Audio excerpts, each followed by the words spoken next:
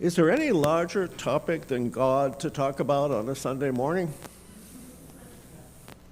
Through history, and prehistory too, I'm sure, God has been offered as the answer to most of our biggest questions, the ones we don't have other answers to. How did the universe come into being? God created it. Why do bad things happen to good people? It's all part of God's plan. How do I find my life's meaning and purpose? In time, God will reveal all. How do I know what actions to take in life? Follow God's word. Over and over again, God is posited as the answer to life's unanswerable questions, or the questions that would otherwise be unanswerable. But who or what is God? And where does God come from? Various religious traditions provide various answers to the questions, but where do those answers come from? If you ask enough questions and dig deep enough, it seems to me one answer to the origin of God will emerge. God originates in the human imagination. Well, that's a heresy for sure.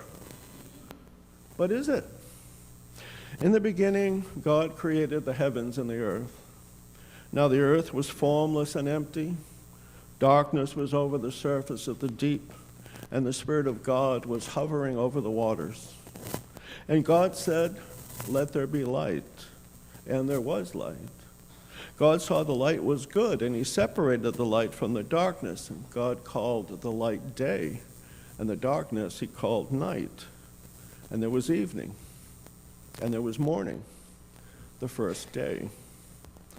That's Genesis, of course, chapter 1, verses 1 through 5. Who was present at creation? Who observed these events and took notes for preservation later in a big book? No one that we know of, no one that we can even imagine. But someone was able to imagine that beginning. Is the story true? Or is it a lie? Or is it the answer to a riddle? The early thinkers, early cogitators, imagined God into being. Once this God has been so imagined, does this God exist? It appears so, at least to millions upon millions of believers. What does it mean to imaginatively envision the answer to a riddle that otherwise seems unanswerable? We are human beings who live, breathe, eat and drink, make love, work, play, and create. We might expect that a God created in our image would share in these activities. But the ancient Hebrews believed that they were in need of a God who could provide order through power and authority. So the Creator God lives and breathes, but we are not told of his eating or drinking or playing. As for his work, it was all of creation. The Hebrew people lived in a patriarchal society. That being so, does it not make sense that they would envision God to be male and a father figure? The big guy in the sky, as a friend of mine used to say. Through the course of the Hebrew Bible, we see God's personality as peculiarly human. He is subject to rages. Certain things please him. Appropriate gifts offered appropriately. He loves his creatures, but he's not beyond becoming so frustrated and angered by their behaviors that he will wipe them off the face of the earth almost entirely. Why should we have faith in such a God? Why should we give such a God credence? Because in some way that struck a chord with the ancient Hebrew people, this God made sense, made order out of the disorder of the world, brought light into darkness, order out of chaos. We need God in order to have a way to make sense of the world. So we imagine him into being. Wikipedia tells us that in Hinduism, Saraswati, Lakshmi, Radha, Parvati, Durga, and other goddesses represent both the feminine aspect and the Shakti, power of the Supreme Being, known as the Brahman. The Divine Mother Goddess manifests herself in various forms, representing the universal creative force. She becomes Mother Nature, Mula Prakriti, who gives birth to all life forms and nourishes them through her body. Ultimately, she reabsorbs them all back into herself, or devours them to sustain herself, as the power of death feeding on life to produce new life. She also gives rise to Maya, the illusory world, and to Prakriti, the force that galvanizes the divine ground of existence into self-projection as the cosmos.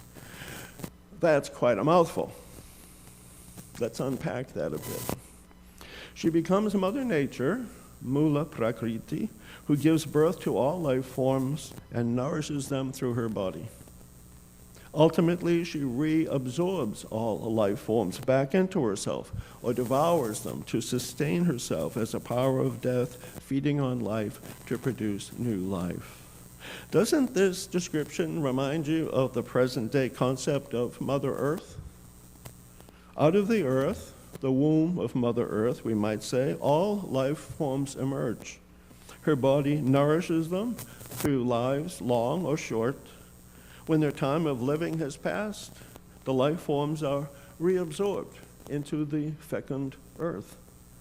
Mother Earth devours her creations once their lives have passed in order to have material for new life, to emerge and flourish and die and produce the humus needed for the cycle to continue.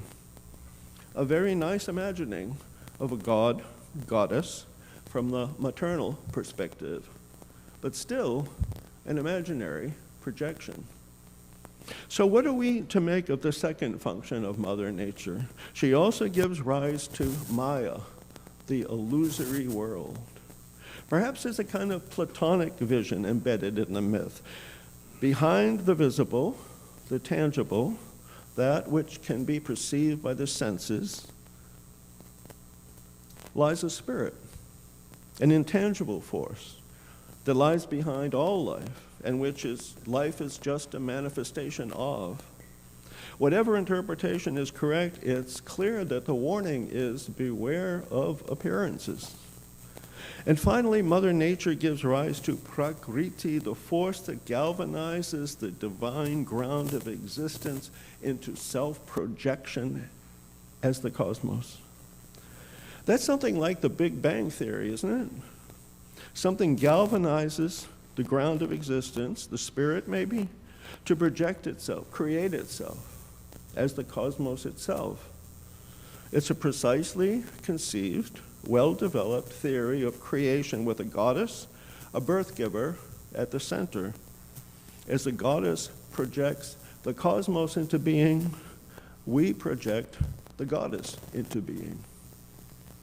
In the modern Wiccan movement, inheritor of the Wiccan past, the mother goddess or great goddess is sometimes referred to as a triple goddess, taking form of three archetypes: maiden, mother, and crone. She is Mother Earth, Mother Nature, the creatress of all life. Do Wiccans believe in her as an actual being of flesh and blood, a larger-than-life human being responsible for the creation of all life?